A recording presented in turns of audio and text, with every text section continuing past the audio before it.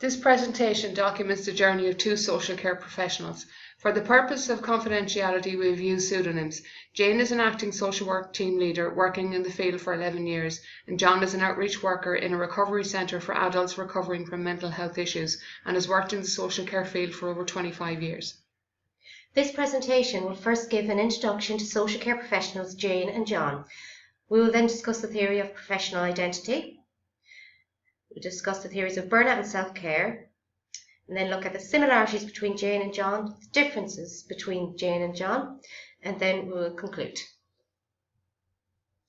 Jane chose applied social care due to an interest in the topics covered and an interest in the caring professions. Her first job was a residential care worker. She then moved to family support. Other professionals didn't know what a social care practitioner was or did, and due to this she had the freedom to develop the role herself and show the social work team she could bring to the service. Jane did a master's in social work as she felt she had developed the family support role as much as she could. Her previous roles helped her to attain her master's as she was able to link the practice with the theory. She felt that it would have been very difficult to get through the master's without the workplace experience, and she witnessed other people struggling with the concepts discussed. She is now an acting social work team leader. As a family support worker, she felt devalued by other professionals, which was down to a hierarchy of knowledge. She feels that it is up to the individual worker to demonstrate what they can bring to the team. The qualities needed to be a social care practitioner or social worker are to be consistent, open, honest, determined, committed, and self-aware. Jane wishes she had learned more about attachment theory in college. It has been a recurring theme in all her work roles and is not covered enough in college. You need to know attachment theory in depth to be able to function as a social care practitioner or social worker. Knowledge of attachment theory helps you to understand where the client has come from and what you need to do to help them. John qualified as a carpenter, but due to an accident he was unable to practice this trade. After 2 years being unemployed, he took part in a fall scheme working as an assistant woodwork instructor with Western Care. This is when he realised he wanted to work in this area. He had no relevant qualifications but gained on-the-job experience and training. He worked in this role for 11 years before going on to work as a speech and language assistant for 6 years. On the job, lack of a professional qualification did hold him back as he went for a job as a woodwork instructor but was unsuccessful as he didn't have the relevant qualification, and the job was given to a nurse who had the qualification in social care but no experience in woodwork. This is when John realised he needed to get a social degree if he was able to progress in his work. After years working in the area of learning difficulty, he felt he was no longer being challenged, and this is when he moved into the area of mental health.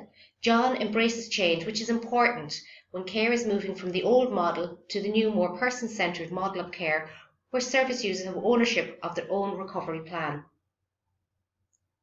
John wishes that in college there was more emphasis on mental health, both your own mental health and also working in the area of mental health.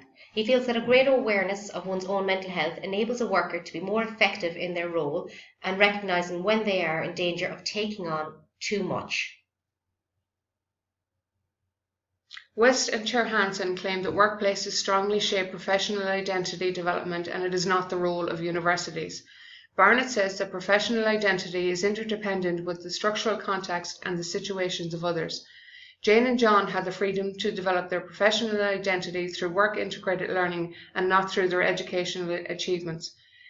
Jane feels that she learned more working as a social care practitioner than in any other role. She feels that college may give you the tools to be a professional, but it does not teach you how to use them. This is something you learn by doing. She has learned the value of being determined and committed through her work, which is vital when working with young people, but this cannot be learned in college.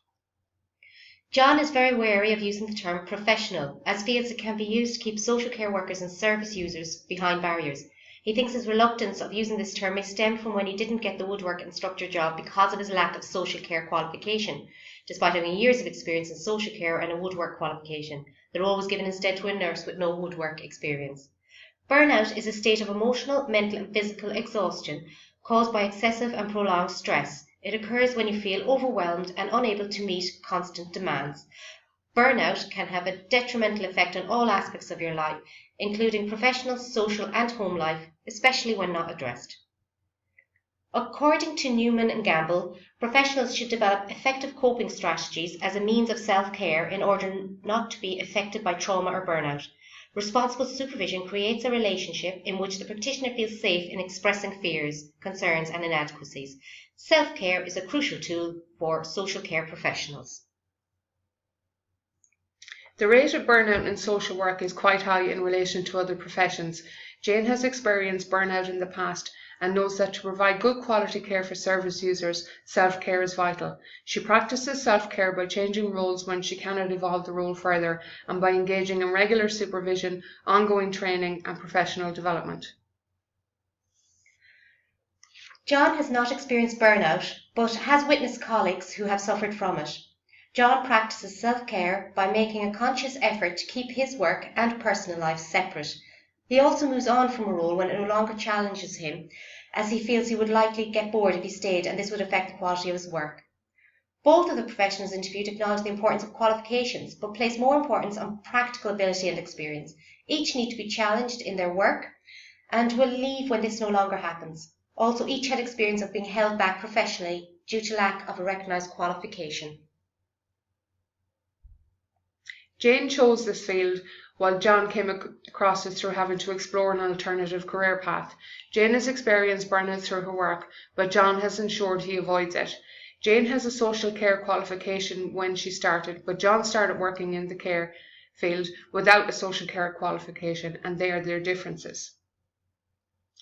To conclude, both feel that in order to be an effective professional, a healthy balance of practical experience and relevant qualification is necessary, and it is up to you as a professional to demonstrate how a combination of both your academic knowledge and practical work experience can contribute to your team and to your service users.